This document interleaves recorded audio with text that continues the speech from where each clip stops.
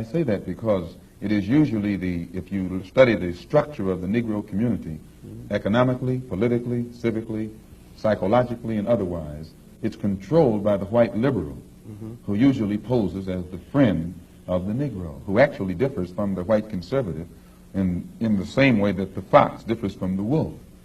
Their appetite is the same. Their motives are the same. It's only their mannerisms and methods that differ. I would agree that no doubt there have been a large number of whites who have posed as liberals and as friends of the Negro and who have time and again betrayed the Negro. On the other hand, I think one could point to a large number of whites who have struggled for civil rights, for equality, and have got little or nothing out of it, other than quite a few bruises. Give me an example. Well, the large number of white students who have gone into the South, for example, working for SNCC and other organizations. Not working for SNCC or other organizations, but working for the white political machines who benefit by the voting efforts of Negroes. Okay. I'll be more specific. I would cite Herbert Hill, for example, as a kind of person who has championed Negro job rights, for example, in New York City and elsewhere. He has fought the political machine. First time I met Herbert Hill personally was when they were picketing to stop the working on the Harlem Hospital in Harlem. Negroes for 10 years had to fight the city to get an annex built on the Harlem Hospital. Because in Harlem we need a hospital more so than anything else. Our people are sick. Plus we do a lot of cutting and shooting of each other, though we profess to be nonviolent. And Herbert Hill brought his forces out and stopped the working on that site. This is the first time I ever saw him. Then when work was brought to a halt on a hospital in Harlem, the same Negroes tried to stop the work at the Downstate Medical Center in Brooklyn, which is predominantly white. They were out there for 3 months during the summer. Couldn't stop anything. And I never saw Herbert Hill out there one time.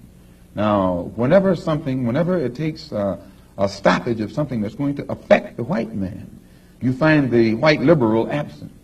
But when it involves something that primarily will affect the best interests of black people, and black people only, then that white liberal is present. Herbert Hill is the labor secretary for the NAACP. And if he was interested in black people, he would prepare a black man with the type of knowledge and understanding of the labor troubles involving black people that would enable a black man to sit in the same position as Secretary of Labor or Labor Secretary in the NAACP. I'm suspicious of whites who join Negroes and always have to be in the lead, who always have to be the head, who always have to be at the top in Negro organizations.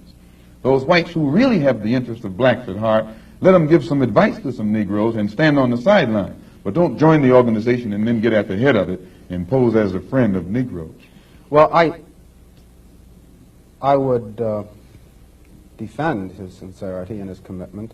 And more than that, I would say that just because a person is a Negro or a black American does not mean he's going to struggle for Negro rights or for jobs for Negroes or anything else. I think that today you could point to a large number of Negro leaders who have consistently betrayed Negroes in a whole host of areas. They aren't really Negro leaders. These are puppets that have been put in front of the Negro community by white liberals. These are parrots that have been put in front of the Negro community by white liberals. You can't name me a Negro leader who has betrayed Negroes, who has not been endorsed, sanctioned, subsidized, and supported by the white liberals. Minister Malcolm, I'd like to... Well, I could cite one example would be Congressman Dawson, for example, in Chicago. In Chicago, a large number of liberals located in the Hyde Park district have consistently fought Dawson and his betrayals of the Negro, and they've also fought some of the people who represent Dawson on the Chicago City Council. The only Negro I know who is constantly fought, only Negro politician that I know who is constantly fought by white liberals is Adam Clayton Powell. And they call him a racist because he speaks so bluntly on the race issue. But I'm not, as I said, not too familiar with Dawson and his work.